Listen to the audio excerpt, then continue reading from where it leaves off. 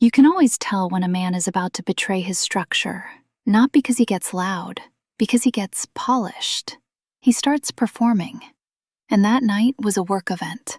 High stakes and deals, handshakes and smiles. The kind of room where men collect validation like they're hustling for tips. And Alex? Well, he walked in already anticipating correction. But the test didn't come from a stranger.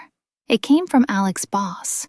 And the moment his boss tried to erase my authority, Alex's old programming didn't just twitch, it spoke. By the end of the night, Alex did align, but first, he slipped, and I made sure he felt exactly what that cost. Never challenge my wifey rule in public. Because the real consequence isn't embarrassment. It's realizing you almost traded your marriage's structure for someone else's approval. Alex was getting ready. Before we even left, I could feel it on him. I could sense Alex's nerves. He wants to look like a leader in front of his work peers. It wasn't fear. Not exactly. More like that restless hunger to be seen as competent, important. He adjusted his collar twice, checked his watch, and smiled without meaning it. Then Alex asked, "You okay with going? It's a lot of work, people." He says it so casually, but it lands like a request. "I'm not going for them, Alex. I'm going because you're my husband, and I lead you best when I can see what tries to pull you away from my structure."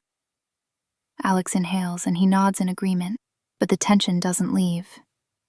That's the real-life issue nobody admits. Hubby doesn't struggle with obedience at home. Alex struggles with obedience being visible. We arrive at the corporate event cocktail hour. My composure is reserved. The venue was elegant, too elegant for the amount of ego inside it. Alex introduced me to a few people. He did well, as expected.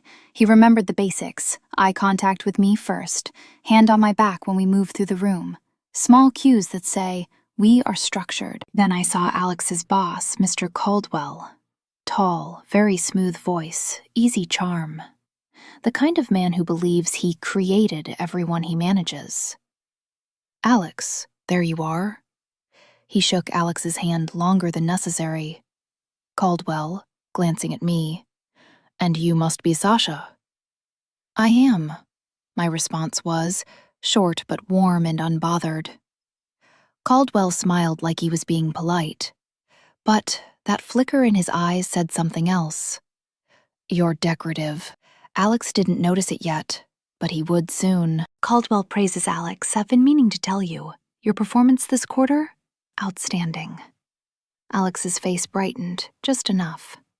Caldwell leaned closer, lowering his voice like it was a secret, but loud enough for the people near us to hear. "You've really stepped up. Whatever you're doing, keep it up. And Sasha, no offense. But I'm glad he's not too distracted at home." There it was. The insult disguised as humor. The erasure disguised as praise. He was saying, Alex succeeds in spite of me. He designed it to land. I didn't move. I didn't blink. I simply looked at Alex and waited to see what he would choose.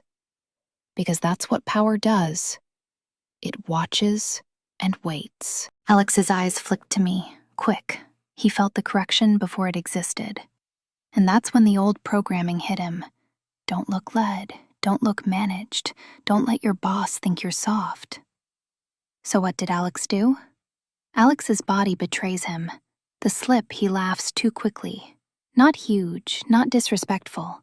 A little too eager to agree with having credit for all his success. My hubby responds with, "Yeah, Sasha's great, but this is all me. I've just been locked in." He didn't insult me. He did something worse. He edited me out, right in front of me. And Alex knew it the moment he said it, because his voice changed. His smile got tight. That was guilt arriving right on schedule. I didn't correct hubby publicly, not in front of his boss and coworkers. I gave Alex what he was really chasing, a clean stage. I smiled at Caldwell, but my tone was satin over steel. No offense taken. I love when people compliment my husband. Caldwell chuckled, thinking he won, but Alex was spiraling internally. Alex's body went still, because he heard it. He heard the ownership in my husband. Not possessive, structured. I turned slightly away from Alex, just enough. Not cold, not angry, just absent. I removed my reassurance. It's amazing what happens when a man doesn't get the usual reassurance. His mind becomes its own courtroom. And Alex spent the next 20 minutes prosecuting himself silently. Alex brought me a drink. I smiled. Thank you. Nothing more. He tried again, small talk. You okay? I'm present. That's all. Taking a sip of my drink. Present is not fine. It was a warning without drama. I found a quiet corner where we could have a private conversation. Alex finally spoke when the room got louder, when no one could hear. He doesn't beg. He aligns. I know I did it. Alex, what did you do? I wasn't harsh. Alex, just be accurate. Alex finally owned it. I laughed, and then I erased you leading me. I see his jaw tighten. He hates the truth, but he owned it. I said, this is all me. I was trying to protect my image. And whose opinion mattered more in that moment? Alex doesn't answer quickly. His. A confession, not a justification. That admission meant he wasn't defending his ego anymore. He was choosing truth. Alex anticipates correction. You're not going to fix this with words, Alex. You're going to fix it with alignment. Alex said, how? He already knows this won't be comfortable. In the next conversation you have with Caldwell, you will not pretend independence. You will be respectful, and you will be accurate. If Caldwell compliments you again, you will say, thank you. My wife's leadership at home has made me sharper. Alex's eyes flash wide open. I see the internal resistance and panic. Not because it's wrong, because it's visible. Alex tries to counter me with, that's bold. Oh, but it's true. And truth is the safest place for a man in my marriage.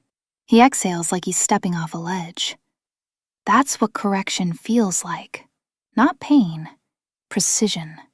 Perfect timing. Caldwell approaches Alex again. Alex, before I forget, great work again tonight. You've really got your head in the game. Alex glanced at me once. Not for permission, for alignment. Then he faced Caldwell. His voice shakes slightly. Thank you, sir. Alex steadying himself. My wife's leadership at home has made me sharper. I'm focused because our structure is strong. Alex does it. He aligns. Caldwell's smile froze, just a fraction. Not angry, just surprised. Because he expected Alex to protect his ego. But Alex protected his marriage instead. That was the moment I could almost feel the old programming crack. Not disappear, but crack. The car ride on the way home, Alex didn't talk much. Not because he was upset, but because he was processing what it felt like to choose alignment when it costs you social comfort. Alex chose alignment, and that would have been the end, if the next test wasn't already waiting. Because soon, we're having dinner with someone who shaped Alex's idea of manhood. Someone who doesn't joke like Caldwell. Someone who actually means it. And when that person looks at me and questions my place in Alex's life, Alex will have to choose again. Only next time, the consequence won't be silence. It'll become more precise.